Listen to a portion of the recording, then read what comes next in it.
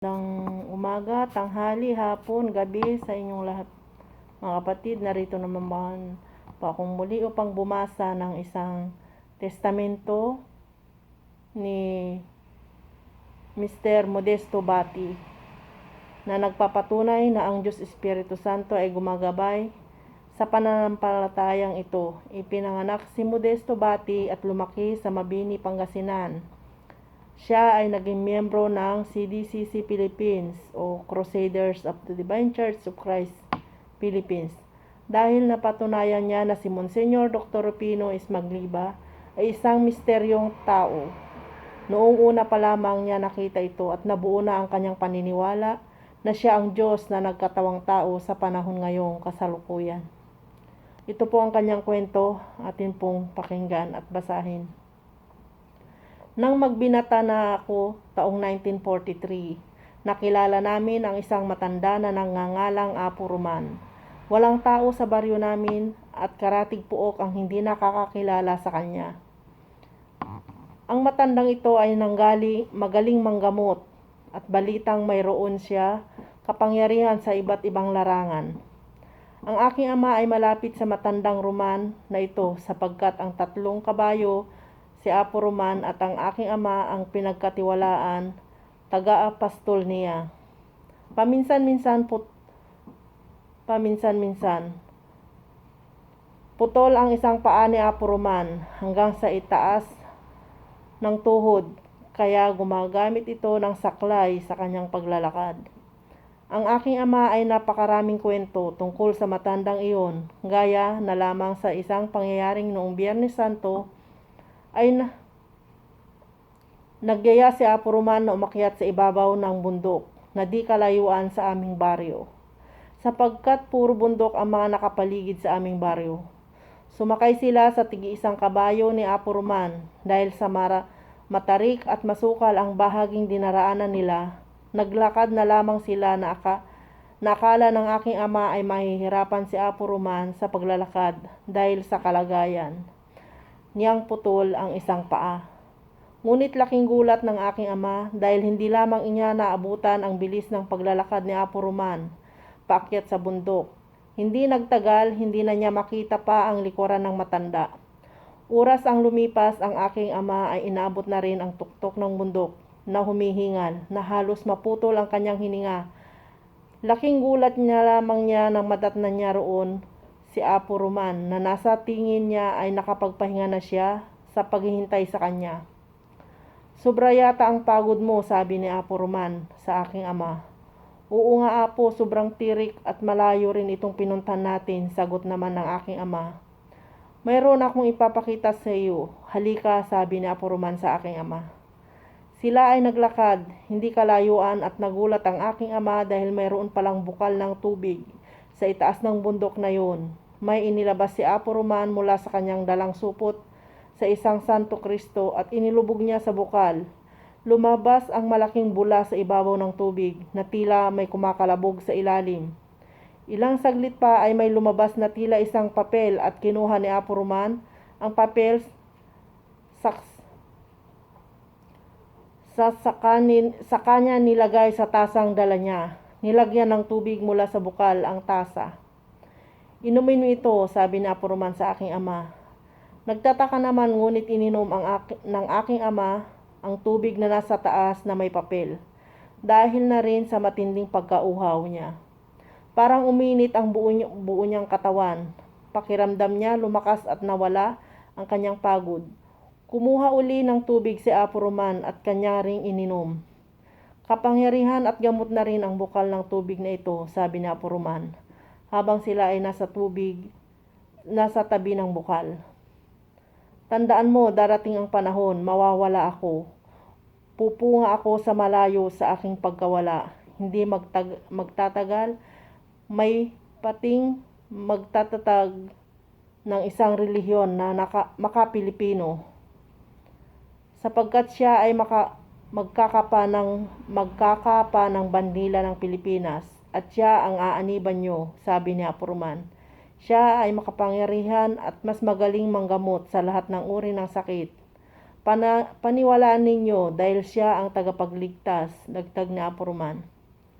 Hindi nagtagal, nagyaya nang umuwi si Apo Roman. Naisip ng aking ama ang paghihirap na naman sa paglalakad, pabalik, lalo pat sobrang init ng araw at hindi pa sila kumakain. Parang alam ni Apo Roman ang nasa isip ng aking ama. Sa bahay na lang tayo kakain para hindi ka na mahirapan sa paglalakad. Piringan mo ang iyong mga mata, sabi ni Apo Roman. Sabay niyang inilabas ang isang malaking panyo at tinakpan nga niya ang mata ng aking ama. Nagtaka ang aking ama, ay wala siyang magagawa. Inakay siya ni Apo Roman. Palakad na sila at pakiramdam na lang ng aking ama kung anong mangyayari. Lumakad sila at inasahan niyang matitisod siya dahil nakapiring ang kanyang mga mata. O sige, alisin mo na ang piring ng iyong mga mata, sabi ni Apo Roman. Laking gulat ng aking ama dahil sa pagkaalis ng piring sa kanyang mata ay nasa harapan na sila ng bahay ni Apo Roman. Nadagdagan pa ang kanyang pagkagulat nang makita niya ang koral, ang 2 kabayo na kanilang sinakyan at iniwan sa bandang paanan, baba ng bundok. Noong sila ay paakyat pa lamang, hindi halos makakain ang aking ama sa gilagilalas na mga pangyayari sa kanya sa araw na yaon. Dumaan pa ang mga araw, patuloy ang paggagamot ni Apo Roman at paggawa ng mga kababalaghan sa mga tao sa baryo at karating puok. Pangangaral at pagpapaalala ang binibigay niya sa mga taong kanyang kaharap. Hintayin ninyo ang tunay na relihiyon ng mga tunay na Pilipino. Malapit nang darating, sabi ni Apo Roman.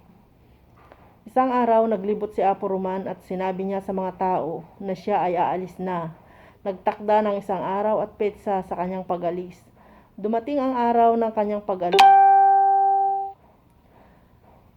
Maraming tao ang pumaroon sa kanyang bahay upang hatid sa kanyang pag-alis. Gayon na lamang ang pagkagulat nila na ang araw na yaon ay kamatayan na pala niya. Hindi inaakala ng marami na siya ay aalis at maglalakbay sa malayong lugar. Tagubilin niya na ang kanyang katiwala sa kanyang bahay.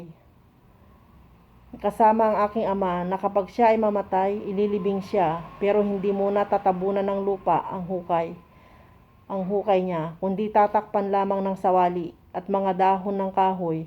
Ganon nga ang ginawa sa kanya, gaya ng kanyang tagubilin. Pagkatapos na nailibing sa hukay si Apo Roman, araw-araw pumupunta roon ang kanyang katiwala upang tingnan kung ano ang nangyari sa bangkay ni Apo Roman. Dahil nag-alala sila, baka mangangamoy ang kanilang inilibing ay tuluyan na nilang tatabunan ng lupa. 1-2 araw hanggang 1 linggo nang lumipas pero wala silang maamoy na tanda ng nabubulok na katawan ni Apo Roman. Nakapagtataka, hindi man lang nangangamoy bangkay ni Apo Roman. Nasabi ng isang katiwala sa aking ama, oo nga, parang imposible dahil katawan lamang ng isang hayop, ilang araw na ang nakalipas, siguradong mangangamoy na, sabi ng aking ama.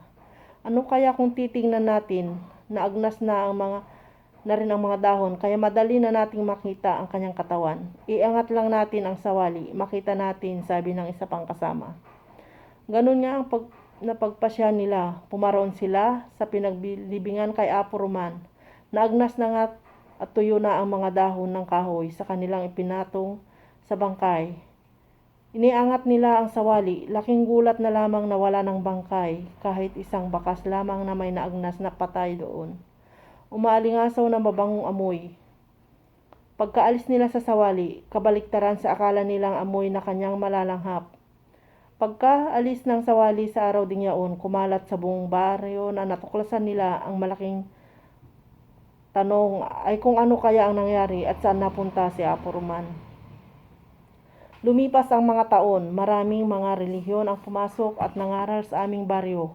Ang tagubilin ni Apo Roman, ang sukatan ng aking ama at ang iba pang matatanda sa aming lugar.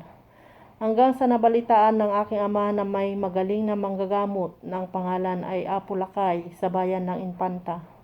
Isang supremo ng isang pananampalataya na gumagamit ng hugis bandila ng Pilipinas bilang kapan nito. Siya raw ay taga San Fabian na sakop ng Pangasinan.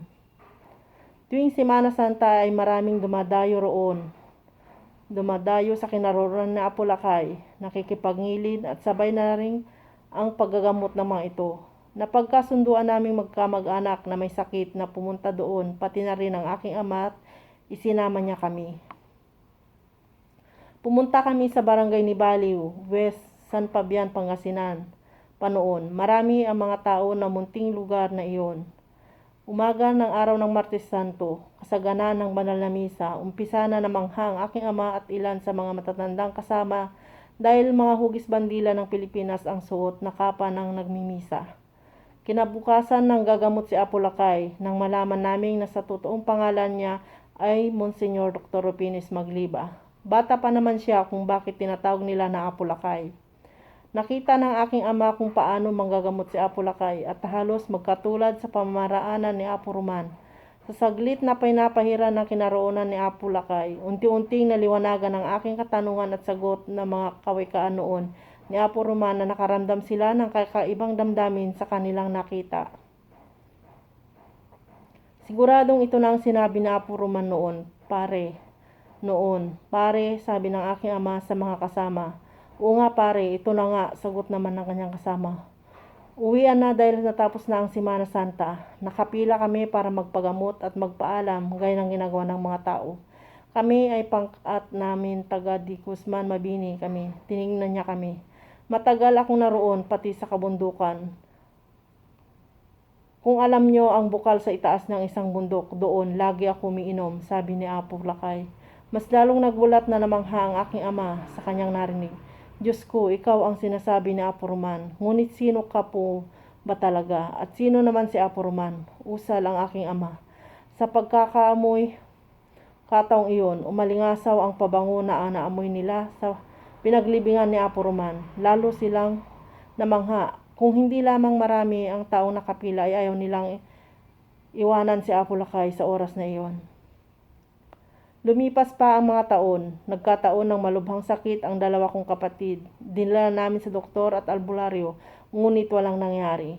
Malala na ang kanilang sakit. Naisip sa akin ng ina ni Apo Lakay sa krusado, sa Infanta, na siya lamang ang pinupuntahan ng aking ina. Dumating sina Father Mendez kasama ang mga kapatid. Hinilot niya ng langis ang nyog.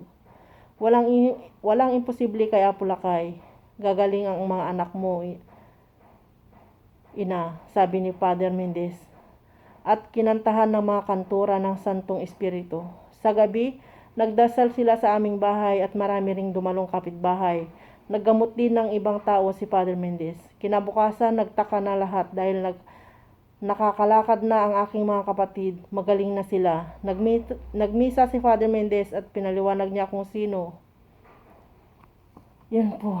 So mga kapatid, napaka dakila po ng ating Panginoong Monsignor Dr. Rupinis Magliba.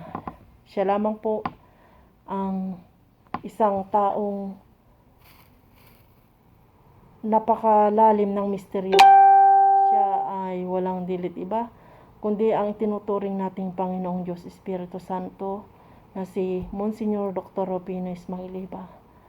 Sana po ay nagustuhan ninyo ang kwento ng buhay ng ating kapatid na nagpapatotoo na sobrang hiwaga at misteryoso ang pagkatao, ang pagiging pagka-Diyos ng ating Panginoong walang iba kundi si Monsignor Dr. Rupinis Magliba.